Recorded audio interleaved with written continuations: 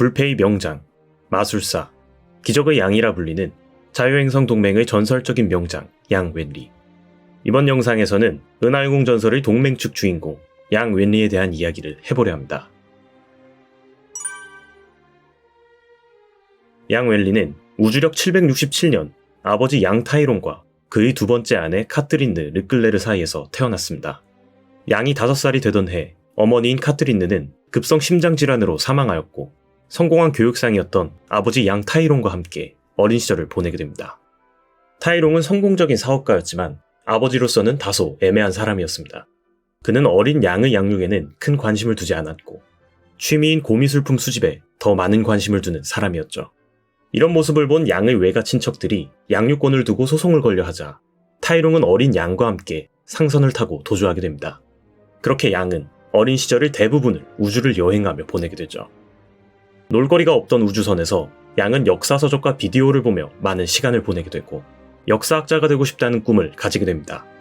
그렇게 16살이 되던 해 양은 아버지에게 하이네센 기념대학의 역사학과에 진학하고 싶다는 뜻을 밝히지만 그 직후 벌어진 사고로 인해 아버지인 타이롱이 목숨을 잃게 됩니다. 졸지에 고아가 되어버린 양은 아버지의 유산을 상속받게 되지만 타이롱의 회사는 이미 여러 곳에 저당이 잡힌 상태였고 그가 여태까지 모아왔던 골동품들은 만력적회 하나만 제외하고 모두 위작이라는 사실이 밝혀지게 되죠. 졸지에 빈털터리가 되어버린 양은 공짜로 역사를 배울 수 있는 학교를 찾게 되었고 등록금이 필요 없는 하이네센 사관학교의 전쟁사 연구과에 입학하게 됩니다. 그렇게 사관학교에 입학하게 된 양은 장 로베르 랍, 제시카 에드워즈와 같은 친구들과 훗날의 동료인 알렉스 카젤느, 더스티 아텐보로, 은사이자 상관인 시드니 시톨레 등 많은 사람들을 만나게 됩니다. 역사를 공부하기 위해 사관학교에 입학했던 양이었기 때문에 전쟁사 이외의 과목은 큰 신경을 쓰지 않았습니다. 장과 함께 기숙사를 빠져나오는 것은 흔한 일이었고 아텐보로와 함께 유해도서 애호회를 만드는 등 우등생은커녕 오히려 불성실한 쪽에 가까운 학창생활을 보냈습니다. 하지만 이런 양에게도 의외의 재능이 있었습니다. 바로 전략 전술에 대한 재능이었죠. 전략 전술 시뮬레이션에서 학년 수석이자 10년 만에 나온 수재라고 불리는 와이드본을 격파하며 두각을 나타낸 양은 전략 연구과로 전과하라는 명령을 받게 됩니다. 전쟁사 연구과의 예산이 삭감되며 과가 없어지게 되었기 때문이죠. 어쩔 수 없이 전략 연구과로 전과하게 된 양은 4,840명 중 1909등이라는 애매한 성적으로 사관학교를 졸업하고 소위로 임관하여 통합작전본부 기록통계실에 배정받게 됩니다. 공을 세울 수 없는 후방 근무였지만 과거의 역사 기록들을 마음껏 열람할 수 있었기 때문에 양은 이 직책을 마음에 들어했는데요. 하지만 중위로 진급하고 최전방인 엘파실에 부임하게 되며 양의 인생은 본격적으로 꼬이기 시작합니다. 양이 부임한 지 얼마 지나지 않아 제국군은 엘파실을 침공했고 주둔군 사령관이었던 린치 소장은 병력을 이끌고 도주합니다. 엘파실에 남아있던 양은 어쩔 수 없이 민간인 탈출 계획의 책임자가 되죠. 이때 양은 미래의 부관이자 배우자인 프레데리카 그리니를 만나게 됩니다. 물론 본인은 기억 못하지만요. 떠밀려서 맡게 된 책임자였지만 도주한 린치 소장을 미끼로 삼아 양은 시민들을 안전하게 대피시켰고 엘파실의 영웅이라 불리게 되며 대위로 승진하게 됩니다. 그리고 승진한 지 6시간 뒤 소령으로 한 번 더 승진하게 되죠. 그렇게 승진한 양은 브루스 애쉬비 원수 모살 사건을 조사하는 임무를 맡았지만 갑작스럽게 에코니아의 포로 수용소로 발령받게 되고 거기서 우연치 않게 수용소장인 코스테아 대령의 횡령 사실을 밝혀내며 그 과정에서 훗날의 동료인 무라이, 파트리체프를 만나게 됩니다. 이후 제5차 이제르론 공방전에 참여하며 중령으로 승진, 제6차 이제르론 공방전에서는 대령으로 참여하며 당시 총참모장이었던 그리닐 대장의 작전 참모로 근무하게 됩니다. 이 시점에서 전쟁고아인 율리안을 양자로 입양하게 되죠. 매사에 불성실했던 양이었기에 그리닐 휘하의 참모들은 그런 양을 무시했지만 그의 재능을 인정한 그리닐 대장은 양의 조언을 적극적으로 활용하였고 양이 만든 작전안은 큰 효과를 보게 됩니다. 이로 인해 준장으로 승진하게 되지만 전투 막바지 할 일이 없어 낮잠을 자던 양을 목격한 그리닐 대장은 그에게 크게 실망하고 그를 제2함대 차석 참모로 전출시켜버립니다.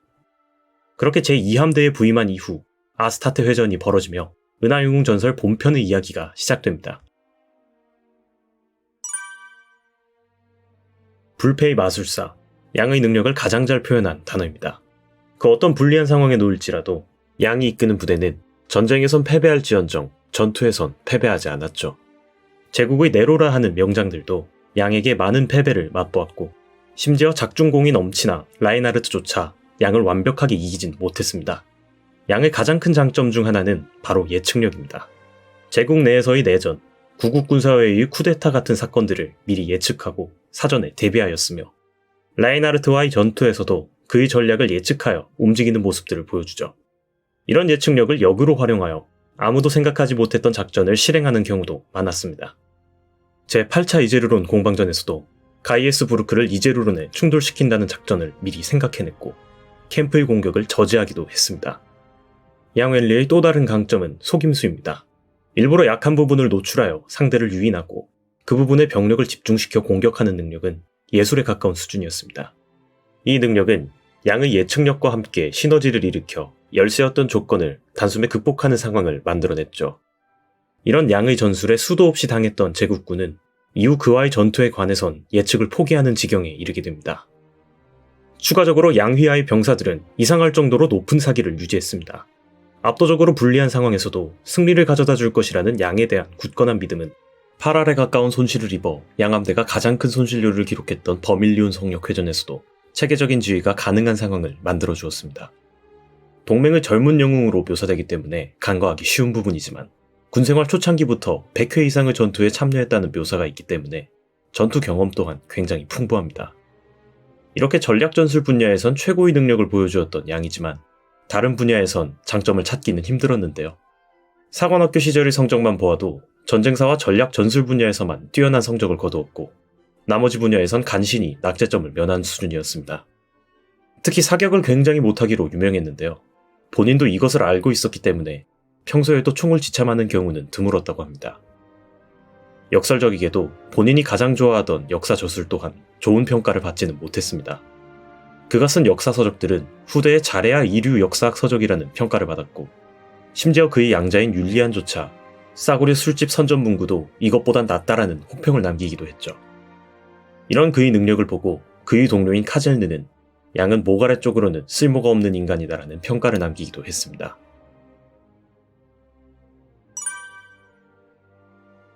양웬리의 성격을 한 단어로 설명한다면 귀차니스트라고 표현할 수 있을 것 같습니다. 은하영궁 전설 시리즈를 통틀어서 양이 성실한 모습을 보이는 때는 손에 꼽을 만큼 적죠. 본인이 가장 좋아하는 역사책 저술도 귀찮아서 포기하는 경우가 많았고 모두의 앞에서 하는 연설 또한 매우 귀찮게 생각하여 한두 마디 정도로만 끝냈기 때문에 이제르론에는 2초 스피치라는 단어가 생길 정도였죠. 하지만 율리안이 패잔 판무관 사무소로 떠날 때는 예외적으로 심통을 부리며 긴 연설을 한 적이 있습니다. 기본적으로는 온화한 성격이지만 본인이 불쾌함을 느낄 경우엔 독설을 참지 않았습니다. 가장 싫어하는 정치인 트리니히트에 관해선 항상 불만에 가득 찬 독설을 퍼붓기도 했죠. 양은 형식적이고 권위적인 분위기를 굉장히 싫어했습니다. 일례로 공을 세운 장교가 부하를 구타한 것이 드러나자 그를 강등시키고 하이네산으로 돌려보낸 적이 있었습니다. 덕분에 양휘하의 함대는 얼차려와 폭언이 없는 부대로 유명했다고 합니다. 양웬리의 외모에 대해선 보는 사람에 따라선 잘생겼다고 해줄 순 있다. 지극히 평범한 핸섬이라고 묘사됩니다. 실제 애니메이션에서도 양웬리를 향해 잘생겼다고 언급하는 사람은 배우자인 프레데리카 이외엔 찾아볼 수 없죠. 하지만 양 본인은 외모에 자신이 있는지 율리안에게 라인하르트와 비교해서 자기도 뒤지지 않는다는 이야기를 하지만 율리안은 이를 듣고 가볍게 무시합니다. 그를 처음 본 사람들은 군인과는 전혀 어울리지 않는 젊은 학자 같은 인상을 받았다고 합니다. 실제로 포로 교환 당시 그를 직접 본 키르이아이스는 전혀 군인 같지 않다는 언급을 한 적이 있죠. 이후 버밀리온 성역회전이 끝나고 브리닐트를 방문한 양을 본 제국군의 제독들은 평범하게 생긴 양의 얼굴을 보고 놀라거나 이런 자에게 졌다니라는 생각을 했다고 합니다. 양웰리는 OVA 버전과 리메이크 버전 사이의 외모 차이가 제법 큰 인물입니다. 은하영웅 전설 OVA는 미형인 캐릭터와 평범한 캐릭터의 구분이 굉장히 잘 이루어져 있습니다. 그래서 작중 미남 미인으로 표현되는 캐릭터는 다른 캐릭터들과 비교해서 확실한 차이가 있었죠. 하지만 리메이크 버전은 캐릭터들의 외모가 전체적으로 상향 평준화되었기 때문에 이런 구분이 명확하지 않습니다. 덕분에 양의 얼굴도 구작에 비교하면 많은 상향이 이루어졌죠. 그래서 그런지 리메이크 발매 당시 올드 팬들은 이런 변화를 그렇게 달가워하지 않으시는 분들도 계셨는데요. 저는 리메이크가 이루어진 사실 자체로도 만족했기 때문에 크게 신경 쓰지는 않았던 것 같습니다. 라인하르트와 비교할 정도는 아니지만 양 또한 굉장히 빠르게 진급을 한 케이스입니다. 20세에 소위로 임관하여 28세엔 준장으로 장성이 되었고 32세엔 원수 계급장을 달게 되었죠. 이 기록은 제2차 티아마트 회전에서 전사하여 36세의 나이에 원수로 추서된 브루스 LCB를 제친 동맹군 최연소 원수 승진 기록이었습니다. 양의 빠른 진급엔 본인의 능력도 있었지만 여러가지 운과 정치적 요소들 또한 영향을 미쳤습니다. 엘파실 탈출 작전에서는 시민들을 버리고 도망친 린치 소장의 추태를 숨기기 위해 동맹정부는 그를 영웅으로 포장하고 6시간 만에 2계급을 승진시켰고, 아스타테 회전에서도 마찬가지로 패전의 책임을 피하기 위해 다시 그를 영웅으로 추앙하며 소장으로 승진시켰죠. 동맹 정치가들에게 본격적인 견제를 받기 시작한 대장 이후부터는 여러가지 공을 세워도 진급을 하지 못하지만 동맹이 사실상 멸망에 가까워진 우주력 799년 각성한 월터 아일랜즈 국방위원장에 의해 원수로 진급하게 됩니다. 제8차 이제르론 공방전 직전에 벌어진 사문회에서 국방위원장 네그로폰테는 젊은 나이에 장성이 된 양을 보고 행운아라는 이야기를 합니다. 물론 양의 인생에서 행운이 따르지 않았던 것은 아니지만 그렇다고 해서 양을 행운아라고 보기는 조금 어렵습니다. 양은 아버지의 죽음 이후 본인의 의지와 관계없는 군인의 길을 걸어왔고 기회가 생기면 항상 전역하려고 하지만 그때마다 동맹을 위협하는 사건이 발생하며 양의 꿈은 멀어지게 되죠. 우주력 799년 동맹 정부가 제국에게 항복한 이후 양은 꿈에 그리던 전역을 하게 되지만 당시 동맹의 실질적 지배자였던 렌넨캄프의 감시와 그의 사망으로 인해 단 2개월 만에 군대로 복귀하게 됩니다. 이때 양은 군생활 12년 동안 바치던 연금을 단 2개월밖에 받지 못했다며 크게 아쉬워했죠. 양의 부르는 이뿐만이 아닙니다. 동맹군 최고의 명장이라 불리며 제국과의 최전선에서 싸움을 이어가던 양이었지만 제국과 대등한 전력으로 전투를 벌인 적은 손에 꼽을 만큼 적습니다. 대등한 전력을 보유했던 전투에서도 정치가들의 견제, 라인하르트의 계략 등으로 인해 제대로 된 지휘를 할 수 없었죠. 동맹 멸망 직전 양은 원수로 진급하여 아일랜즈에게서 군대의 전권을 위임받게 되지만 당시 동맹군은 제국군에 비해 압도적으로 열세였기 때문에 대등한 전력으로 정면 승부를 할 순 없었습니다. 양 또한 이 부분에 있어선 어느 정도 아쉬움이 있었던 것 같습니다.